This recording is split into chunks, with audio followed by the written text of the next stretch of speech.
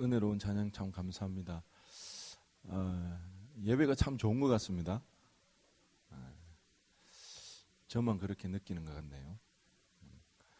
한 주간 참 믿음 안에서 살아가기 위해서 고군분투하다가 때로는 외롭고 때로는 쓸쓸하게 그렇게 지내다가 또 이렇게 함께 모여서 예배드리며 찬양드리며 나갈 때에 참 나의 이렇게 든든한 지원군이 이렇게 많구나, 함께 하나님의 길을 걸어가는 이 동력자들이 이렇게 많구나, 그것이 생각되어지고 느껴질 때 참 큰 마음의 위로가 있는 것 같아요. 그리고 참 하나님 앞에 홀로 기도할 때는 때로는 그게 참 답답할 때도 있고 그 기도의 그 씨름이 참 어려울 때가 많은데, 이렇게 함께 모여서 함께 기도하고 찬양하니 또 하나님 주시는 그 은혜가 또 새롭고 좋은 것 같습니다. 참. 그래서 이 예배가 너무 소중하고 참 사모할 수밖에 없는 그런 예배인 것 같습니다. 은혜로운 자리에 나오신 것 참 잘 나오셨습니다. 우리 서로 한번 인사해 좋겠습니다. 잘 나오셨습니다. 감사합니다. 인사하겠습니다. 저 오늘 본문의 말씀을 가지고 내게 사는 것이 그리스도니라는 제목으로 이렇게 이제 은혜 나누기를 원하는데요. 우리가 지금 대림절 기간을 보내고 있죠. 또 이제 시즌이 왔어요. 교회에서 중요하게 생각하는 그 시즌. 어떤 분들은 이제 모태신앙으로 신앙생활을 한 사람은 아마 이 크리스마스가 벌써 50번째, 60번째 되는 분들도 있을 거고, 그게 그거지 뭐 그렇게 생각할 때도 있고요. 그리고 또 레파토리가 뻔해요. 크리스마스 되면 또 예수님의 나심에 대해서 이렇게 저렇게 이야기를 하는데, 예전에 제가 그랬습니다. 늘 예수님에 대해서 우리가 깊게 묵상하고 생각해야지 왜 그 시즌에 맞춰서 생각을 해야 되느냐. 요즘 뭐 생각이 좀 바뀌었습니다. 그 시즌에 그의 관한 내용을 조금 더 집중해서 들을 필요도 있겠다. 왜요? 우리 신앙생활 늘 그 부분에 집중할 수 없으니까. 우리가 늘 1년 동안 예수님의 십자가, 1년 동안 예수님의 나심에 대해서 우리가 계속해서 집중하고 그 은혜를 누리지를 못하고 때로 놓칠 때가 많이 있으니까, 이런 기간에라도 예수님의 나심에 대해서 우리가 다시 한번 기억하면서 그 은혜를 누리면 우리의 신앙에 성숙이 있지 않을까, 그런 생각이 듭니다. 성탄하면 우리가 알다시피 성탄 트리가 굉장히 대표적인데요, 상징적이고 우리 교회도 굉장히 여기에 이쁘게 성탄 트리가 있습니다. PPT 한번 보여주실까요? 세계에서 가장 아름다운 성탄 트리가라고 합니다. 별로 놀라지도 않으시네요. 뭐 그런가 보다 이제 그렇게 하는데, 한 번 더 그 다음 그림 보여주시겠어요? 이렇습니다. 그 다음 그림. 그렇습니다. 감사합니다. 설교는 일방적인 게 아니라 서로 이렇게 소통이 하는 거예요. 소통. 설교의 책임이 50%가 저에게 있으면 50%는 누구 책임? 여러분 책임입니다. 그 다음 그림, 하늘에서 본 그림. 감사합니다. 리투아니아라는 그 나라의 수도 빌뉴스라는 그 지역에 세워진 건데요. 높이가 27m라고 합니다. 그리고 장식구가 900개, 전구가 7만 개가 들어간 거예요. 정말 세상에서 가장 이쁜 트리라고 하는데요. 뭐 이런 트리가 있다면 저희 또 다른 그 트리가 있는데 한번 볼까요? 이게 왜 웃으십니까? 지금 이게 굉장히 의미가 있고요. 여기에는 주님의 십자가에 대한 깊은 묵상이 있는 그런 틀입니다. 우리 학사에 일하고 계신 우리 김사랑 간사님께서 횡한 그 벽을 어떻게 채워볼까 하다가 재료를 구입하려고 하니까 너무 비싼 거예요, 틀실이. 그래서 본인의 옷을 이렇게 찢어서 우리 주님의 살을 찢으신 것 같이 본인의 옷을 찢어서 이렇게 벽면에다가 이렇게 이쁘게 이제 만들었는데요. 참 이쁘죠? 그냥 소울 없는 대답은 아니시죠. 그래서 그렇게 했는데 좀 특이한 게 있지 않습니까? 뭐가 특이한가요? 뭐 도나츠도 있고요. 그 다음에 장미 한 송이가 있고 초가 있고 그리고 또 뭐가 있나요? 사과가 있죠. 저도 처음 봤습니다, 저런 트리를. 그랬는데 제가 무식한 거였더라고요. 우리 청년부에 신효철 전도사님이 계신데요. 전도사님 신대원 예배학 시간 때 배웠다고 하면서 저한테 알려줬습니다. 이게 다 의미가 있다는 거예요. 뭔가 하니 주 6세기나 7세기경에 유럽에서는 성탄 전날, 이런 성탄 이브 날에 이런 성경을 내용으로 한 연극들을 행했다고 합니다. 그런데 그 연극을 할 때 항상 그 무대 중앙에는 이 성탄 트리를 이렇게 나무를 세웠다고 합니다. 그 나무의 의미는 에덴 동산의 선악과를 상징하기도 하고요. 또 한 가지는 예수님의 십자가를 상징하는 그 나무를 세웠다고 합니다. 그래서 그 겨울철에 크리스마스가 있었기 때문에 열매 있는 잎사귀가 풍성한 나무를 찾을 수가 없어서 사시사철 푸른 이렇게 상록수를 나무를 세웠는데요. 그것이 지금 트리의 기원이 되었다고 합니다. 그러면서 그 연극을 하는 중간에 이렇게 사과를 달고 그리고 도너츠, 빵을 달고 그리고 장미꽃을 달고 촛불을 달면서 예수님의 은혜에 감사하는 그 장면이 꼭 들어가게끔 되어 있었는데요. 그럼 여기서 이제 그 의미가 뭔가, 그것이 중요하겠죠. 그 다음 사진을 한번 보여주시기 바랍니다. 여기에 보면 사과는요, 선악을 알게 하는 나무의 열매, 선악과를 이제 상징하고요. 장미꽃은 이사야 35장에 메시아의 오심을 예언하였던 그것을 상징한다고 합니다. 그리고 과자빵, 도너츠는 생명의 떡이 되신 예수님을 상징하고, 촛불은 세상의 빛으로 오신 그 예수님을 상징하는 의미에서 그렇게 달았다고 합니다. 그래서 요즘 많이들 이렇게 변화가 일어나고 있다고 합니다. 의식 있는 교회와 또 그런 데서는 이 성탄 트리를 이렇게 꾸미는 곳이 많다고 그렇게 이야기를 합니다.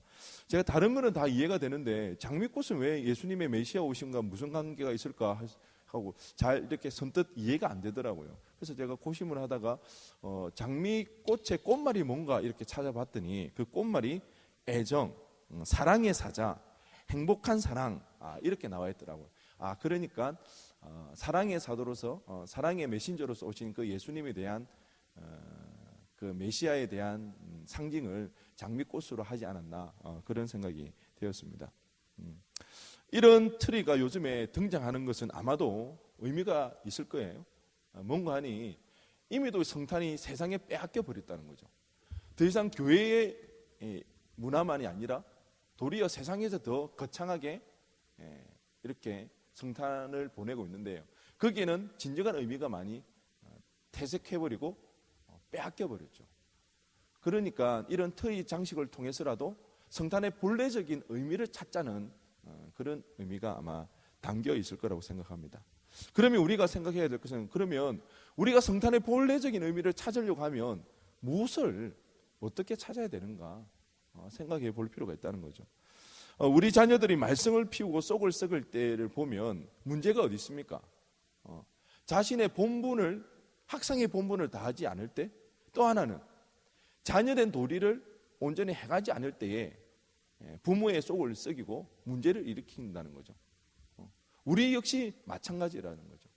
우리가 문제가 있다, 본래적인 의미를 잃어버렸다, 그랬을 때는 우리의 본분을 다하지 못한다는 것, 우리가 마땅히 해야 할 것을 행하지 못한다는 그런 의미의 그런 의미를 회복해야 된다는 거죠.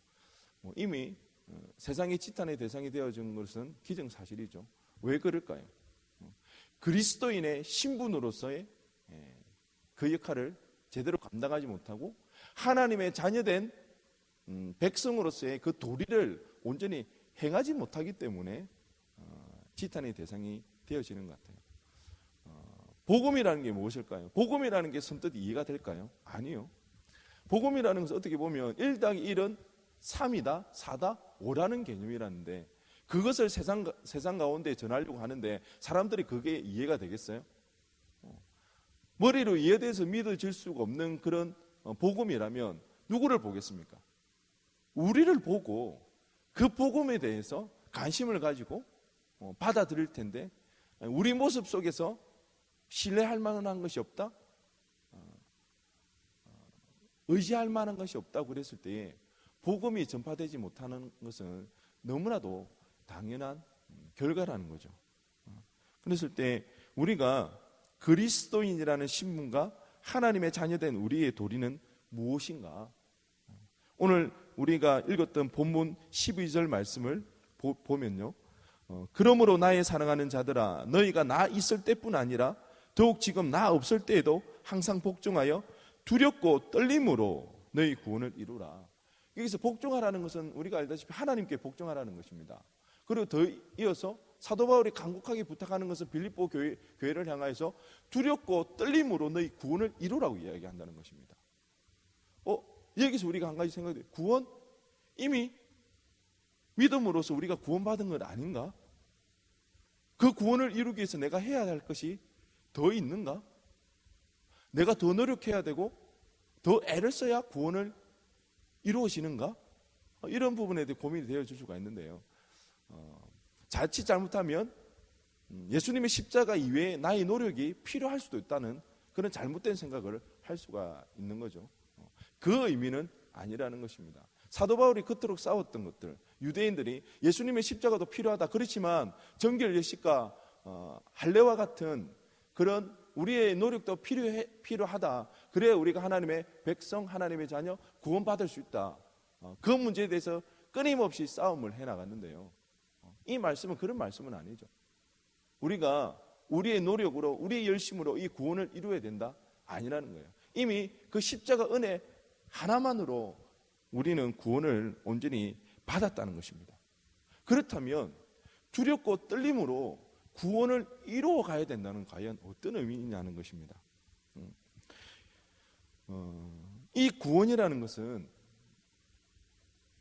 결코 우리가 가볍게 생각할 수도 없고 그렇게 해서도 안 되는 그런 사건이라는 겁니다. 우리가 구원받는 이 일에 우리가 할 수 있는 것은 아무것도 없다는 거예요.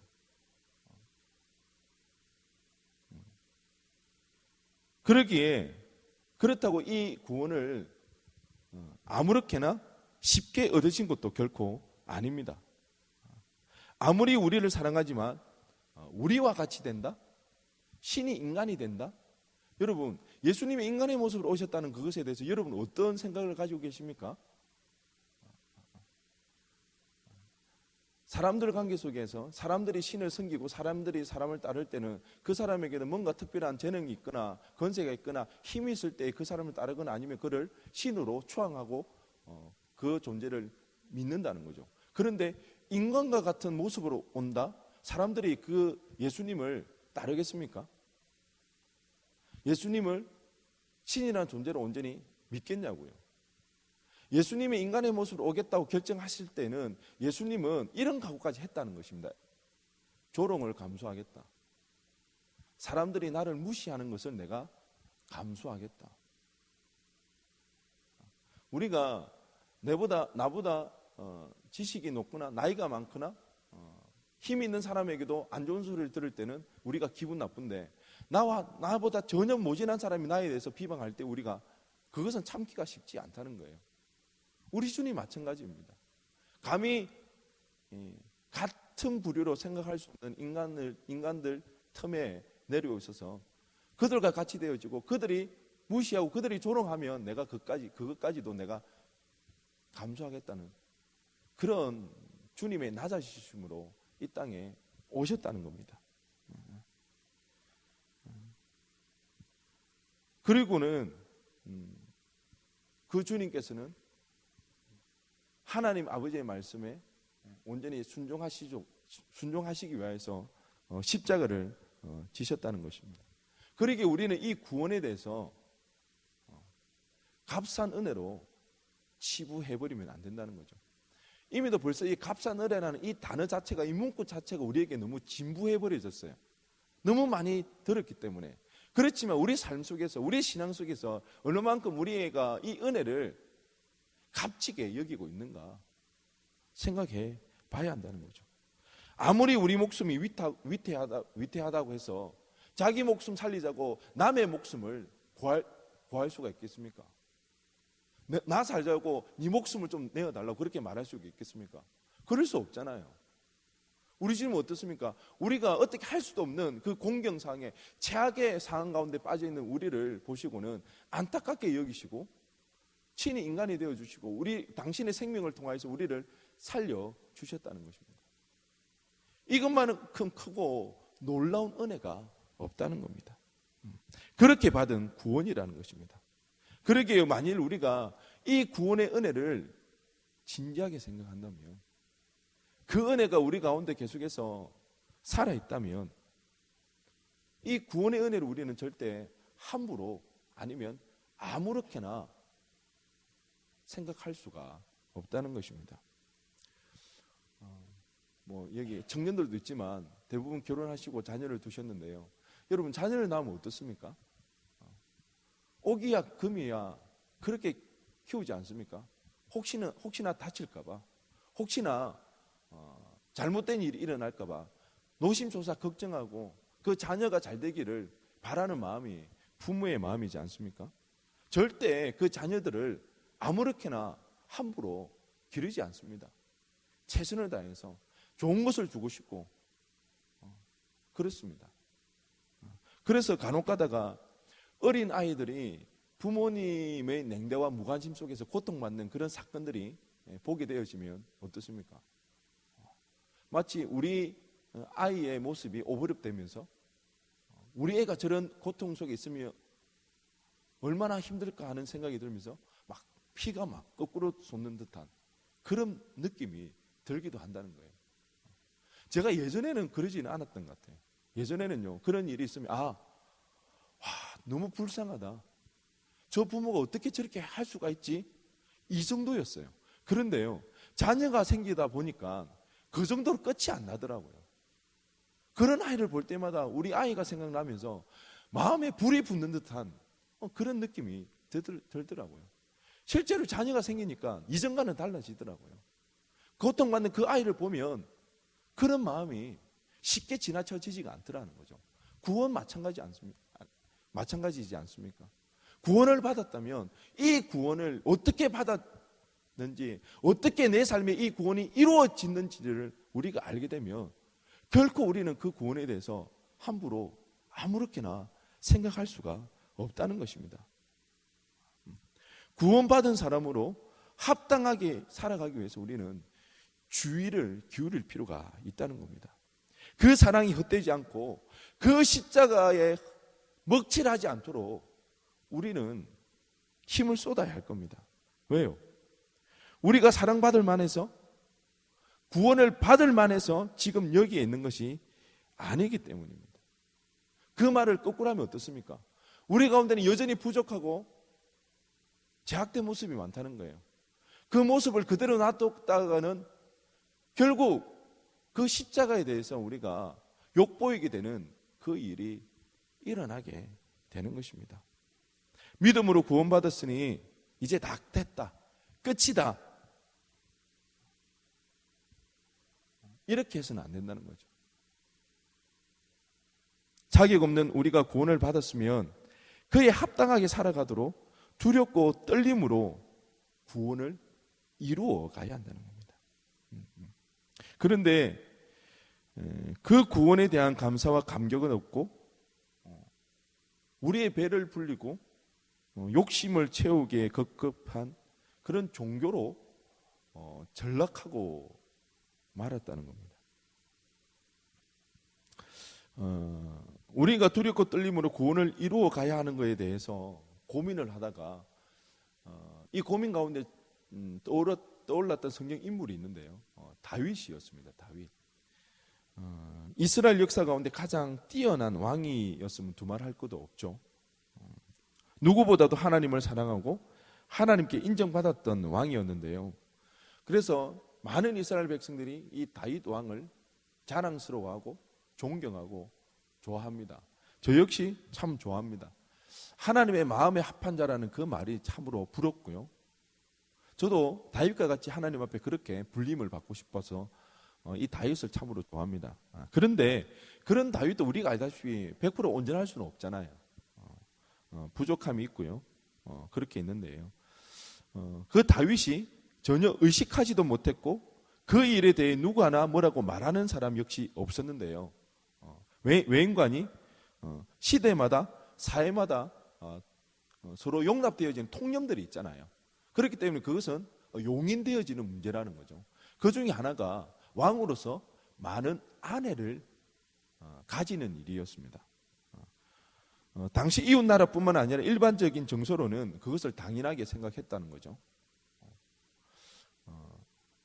다윗 왕이 자신의 충실한 부하 우리아의 아내 밥세바를 범하여서 그 일로 인해서 살인까지 저질렀을 때 나단 선지자로부터 책망을 받게 되어집니다. 그런데 이 책망은요, 다윗이 많은 아내를 두었다고 책망하는 것이 아니에요.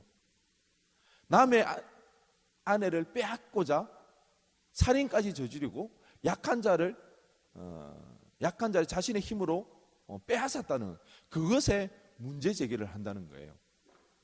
결코 많은 아내에 대해서 이야기하는 것은 아니라는 것입니다. 하지만 하나님의 창조 질서는 그게 아니라는 거예요.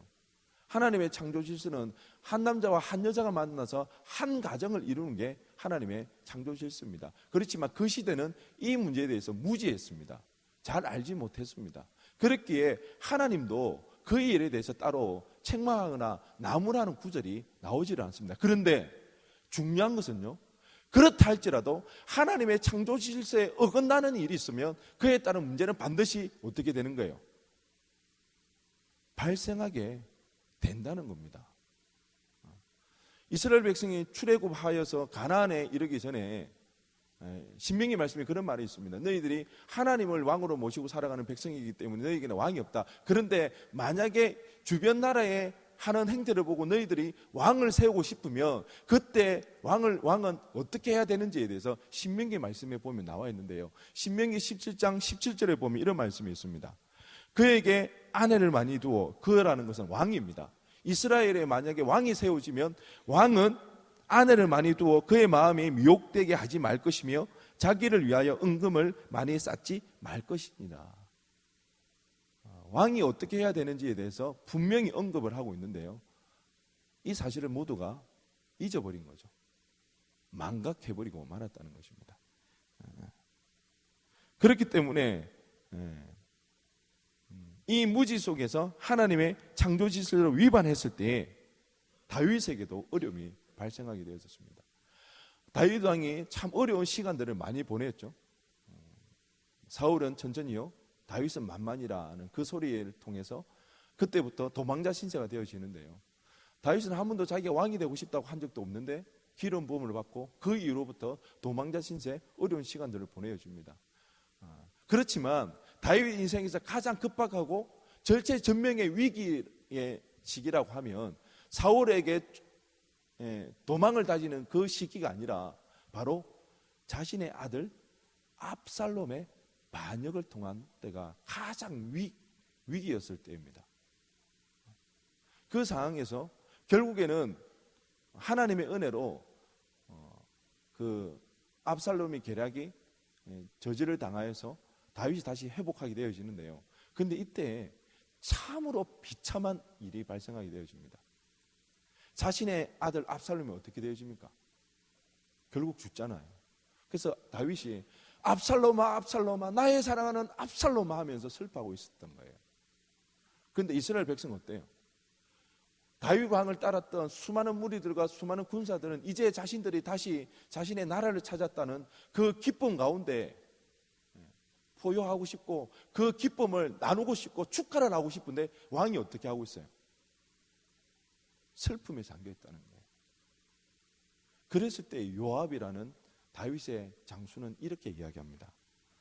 사무엘하 19장 7절인데요. 이제 곧 일어나 나가 왕의 부하들의 마음을 위로하여 말씀하옵소서. 내가 여호와를 두고 맹세하옵나니 왕일 만일 나가지 아니하시면 오늘 밤에 한 사람도 왕과 함께 머물지 아니할지라. 그리하면 그 화가 왕이 젊었을 때부터 지금까지 당하신 모든 화보다 더욱 심하리이다 하니. 자신의 아들이 죽었음에도 불구하고 슬픔에 잠길 수 없는 그런 상황 가운데 빠지게 됩니다. 그리고 그 백성들에게 나아가 자신들의 승리를 축하하고 기뻐하는 그 자리로 나가야 되는 그 상황 가운데 빠지고 말았다는 것입니다. 이 모든 일들이 다 어디에서 발생한 겁니까? 다윗이 아내를 많이 두어서 첫째 아내로부터 얻은 그 암놈이 셋째 아내의 태생인 다말을 사랑하여서 강간을 하게 되어지고, 거기에 대해서 화가 나서 압살롬이 어떻게 합니까? 그 암논을 죽여버리죠. 그때부터 다윗 왕과 그 압살롬에게는 서로 소통하지 않냐고, 이야기하지 않냐고. 그 일을 통해서 압살롬이 드디어 반역을 일으키게 되어지지 않습니까? 다윗의 인생 가운데 가장 비참한 일들이 많은 아내를 두었으므로 발생하게 되어졌다는 거죠. 그러니 두렵지 않을 수가 없다는 거예요. 우리의 무지함 속에서 부지불식간에 우리가 하나님의 창조 질서에 어긋난 모습으로 살아갈 수가 있다는 것입니다. 사회 통념으로는 용인되어지고 이해가 되어지고 용납되어지는 일이라 할지라도 그것이 하나님 앞에서는 어긋날 수가 있다는 것입니다. 그랬을 때 우리의 모습과 우리의 행동을 통하여서 하나님을 욕되게 하는 그런 일이 발생할 수가 있다는 겁니다. 그러니 우리가 어찌 우리가 받은 이 구원을 두렵고 떨림으로 이루어 나가지 않을 수가 있겠습니까? 그러기 위해서 우리가 깨어 있어야 하는 것입니다. 말씀으로 깨어 있어야 하고요, 기도하는 가운데 깨어 있어야 합니다. 주님을 더 알아가야 되고요, 주님의 모습을 더 닮아가야 한다는 것입니다. 우리의 모습 가운데 예수님의 그림자가 비춰져야 되고 예수님의 향기가 우리의 삶 속에서 나타나야 한다는 겁니다. 사도 바울을 보세요. 우리가 오늘 읽었던 사도 바울의 고백이 어떻습니까? 내가 살든지 죽든지 내 몸에서 그리스도가 존귀하게 되게 하려 하나니 이는 내게 사는 것이 그리스도니 죽는 것도 유익함이라. 사도 바울의 이 고백이요, 만약에 젊은 날에 했다면 그 젊은이들의 그 열정에 의한 열정이라고 볼 수가 있습니다. 그런데 만약에 죽음을 목전에 두었던 상황에서 이런 고백이라면 이 고백은 우리가 다시 생각해 봐야 됩니다. 진짜 죽음도 불사는 그 믿음이 사도 바울에게 있었다는 겁니다. 제가 사역을 하면서요, 장례식장을 참 많이 다니게 되는데요, 제가 우리 교회 와서는 이제 청년 교구만 담당을 하니까 장례식 갈 일이 없었는데, 이전에 있었던 교회에서는 교구를 담당하고 하니까 장례식장을 많이 가게 되었는데, 거기 가면 아무래도 뭐 호상이라 할지라도 유족들은 많이 아파하고 힘들어하고요, 특별히 다른 집보다 훨씬 더 힘들하고 슬픔 속에서 많이 우는 사람들이 있습니다. 때로는 그 사람들 속에 자기의 사랑하는 가족들이 아버지가 어머니가 떠났으니 그렇게 슬퍼할 수도 있지만, 때로는 제가 그 사람들의 그 슬퍼하는 속에서 우는 그 모습을 보면서 그들 가운데 두려움과 당황스러워하는 모습을 발견할 때가 있어요. 그게 뭔가 하니까 여태까지 죽음이라는 것이 자신들에게 그렇게 와닿지가 않았고 체감할 수가 없었는데, 자신이 가장 사랑하고 가까이 있는 누군가가 죽게 되었을 때 비로소 마침내 처음으로 이 죽음이라는 것을 직면하게 되더라는 겁니다.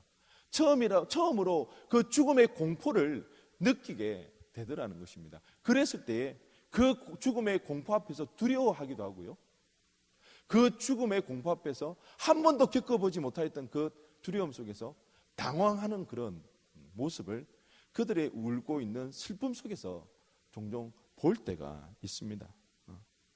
아마 이 생에서 우리가 아무리 많이 연습을 하고 간접 경험을 한데도 익숙되어지지 않고 적응할 수 없는 것이 있다면 아무래도 죽음이지 않을까 생각해 보는데요, 결코 인간은 죽음 앞에서 그 누구도 자신의 힘으로는 초연해질 수가 없다는 겁니다.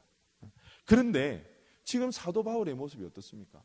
지금 사도 바울이 로마 옥에서 갇혀 있지 않습니까? 언제 죽을지 모르는 그런 상황 가운데 갇혀 있습니다. 사도 바울은 지금 정치범입니다. 로마 제국 가운데 가장 흉악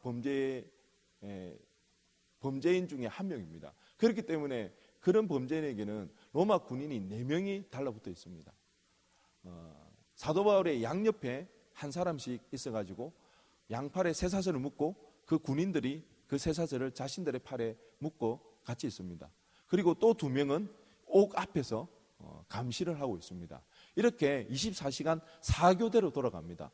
총 16명의 사람들이 하루 동안 이 사도 바울을 감시를 하는데요. 그 시간이 얼마나 삶이 불편하겠습니까? 양옆에 로마 군인이 있죠. 앞쪽에서 자신을 감시하는 로마 군인이 있죠. 그렇다고 이 사도 바울을 편안하게 대해주겠습니까? 얼마나 무시하고 존엄하겠습니까? 그런 불편한 상황 가운데 있음에도 불구하고, 그리고 그런 상황 가운데 언제 자신이 죽을지 모른다는 죽음의 공포가 자신을 사로잡고 있는 그런 상황 속에서도 사도 바울은 내가 죽을지라도 이 일을 통하여서 예수 그리스도의 이름만이 높아진다면 이 죽음조차도 유익하다고 그렇게 고백을 하고 있다는 것입니다. 제가 요즘 빌립보서 말씀을 묵상하면서 어떻게 사도 바울은 죽음 앞에서 이렇게 당당할 수 있었을까? 어떻게 예수의 이름만 높아지는 것에 이 자신의 모든 것을 쏟아낼 수 있었을까? 그런 생각이 많이 들었습니다. 어떻게 하면 나도 사도 바울처럼 그렇게 될 수가 있을까? 기도하면서 몸부림치며 나갔는데요. 그러면서 문득 드는 생각이 저의 모습이 생각되어졌습니다. 나는 지금 예수의 이름만 높아진다면 그것이 내 생의 가장 큰 행복이고 기쁨일까? 가만히 생각해 보니까 그러지를 못하더라고요. 제가 하는 사역 가운데 칭찬을 받으면, 인정을 받으면 참 기뻐해요. 우리 아들이 2명인데 그 애가 이쁘다고 그렇게 말을 하면 그렇게 기쁠 수가 없어요. 비웃는 건 아니시죠? 그런데 예수님의 이름이 높아지는 것으로 내가 그렇게 기쁘지가 않더라고요. 내가 칭찬받고 내가 인정받고 우리 자녀가 칭찬받았을 때 그 기뻐하는 내 모습과 예수님의 이름이 높아지는 것으로 인해서 내가 드는 감정이 다르더라고요. 주님을 위한다고는 하지만 여전히 내 안에서 나를 높이고 나의 만족과 기쁨을 누리는 부분이 많았음을 발견하게 되고 회개하지 않을 수가 없었는데요. 그러면서 기도하는 어느 날 새벽에 제 의지와는 상관없이 제 속에서 깊은 탄식이 나오고요. 대성통곡하면서 하나님 앞에 회개하는 시간을 가지게 되었습니다. 그렇게 하나님 앞에 한참 울면서 회개를 하는데요.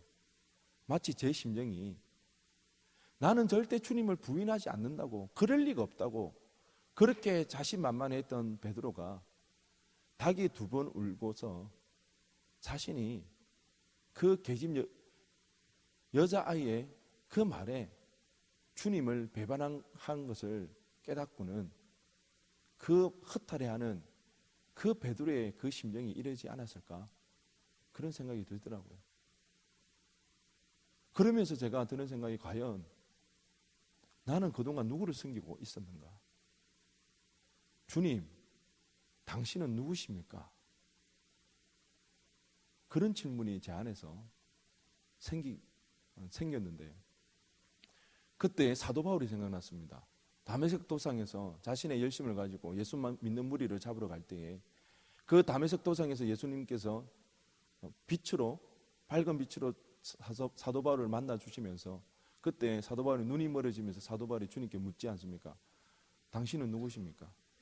그랬을 때 주님께서 내가 핍박하는 예수라. 제가 주님을 향해서 주님 당신은 누구십니까? 질문할 때 주님이 내가 이용해 먹는 예수라. 너 잘 되라고, 너 잘 되기 위해서 이용해 먹고 있는 예수라. 그렇게 말씀하시지는 않는지 그런 생각이 들었습니다. 그렇게 죄송한 마음을 가지고 있던 가운데 하나님 앞에 기도하는데 찬양 한 곡이 떠올랐습니다. 주 예수 나의 당신이여 라는 찬양인데요, 가사가 이렇습니다. 빛이 없어도 환하게 다가오시는 주 예수 나의 당신이여, 음성이 없어도 똑똑히 들려주시는 주 예수 나의 당신이여, 당신이 계심으로 나도 있고 당신의 노래가 머물므로 나는 부를 수 있어요. 주여, 꽃처럼 향기 나는 나의 생활이 아니어도 나는 당신이 좋을 수밖에 없어요. 주 예수 나의 당신이여, 당신이 계심으로 나는 있고 당신의 노래가 머물므로 나는 부를 수 있어요. 주여, 꽃처럼 향기 나는 나의 생활 아니어도 나는 당신이 좋을 수밖에 없어요. 주 예수 나의 당신이여. 찬양을 하는데요, 그렇다고 제가 그동안 오직 제 욕심만을 위해서 사역을 했다고는 생각지는 않습니다. 그렇지만 여전히 제 안에 있는 부족함, 인간적인 욕심들 다시 한번 하나님께서 그것을 알게 해주시고 깨닫게 해주시고, 그 가운데서 하나님께 내가 너를 사랑한다고, 내가 너를 불러 세웠다고, 내가 너를 통하여서 할 일이 있다고 그렇게 말씀해 주시는 것 같았습니다.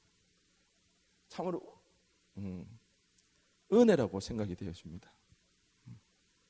그렇게 주님의 큰 사랑을 깊이 느낄 수가 있었는데요, 여러분은 어떠신가요? 여러분이 섬기는 주님은 누구십니까? 예수님의 이름이 높아지는 것이 여러분의 삶의 최고의 기쁨이 되십니까? 내가 인정받고 칭찬받고 우리 자녀가 잘 되는 것으로 기뻐하는 것보다 주님의 이름이 높아지는 것으로 더 기뻐하고 계신가요? 주님께서 우리가 감히 구할 수 없는 그런 구원을 우리에게 베풀어 주셨습니다. 그런데 우리는 어떻습니까? 여전히 감사하지 못하고 늘 다른 것을 얻기를 바라는데요, 더 깊은 평안을 얻기를 원하고 더 확실한 안정과 더 많은 물질을 구할 때가 많습니다. 구원의 은혜를 깊이 누리면서 이제는 하나님의 자녀된 자로서 그에 걸맞게 살아가기 위해서, 합당하게 살아가기 위해서 노력해야 되는데, 그것이 아니라 더 누리지 못한다고, 더 받지 못한다고 불평하며 살아가는 것이 우리의 믿음의 모습은 아니신가요? 주님 오심을 기뻐하는 대림절 기간입니다. 주님 오신 기쁨과 평안을 느낄 수 없다고 불평하기보다는 주님 주신 은혜에 감사하면서 그에 걸맞게 살아가겠다고 다짐하는 그런 성탄이 되어야 되지 않겠습니까? 그래서 우리 모두 주님 오심이 내 인생에 가장 복되고 감사한 일이 될 수 있기를 주님의 이름으로 간절히 축원드립니다. 우리 시간 함께 찬양하면서 기도하며 나가도록 하겠습니다.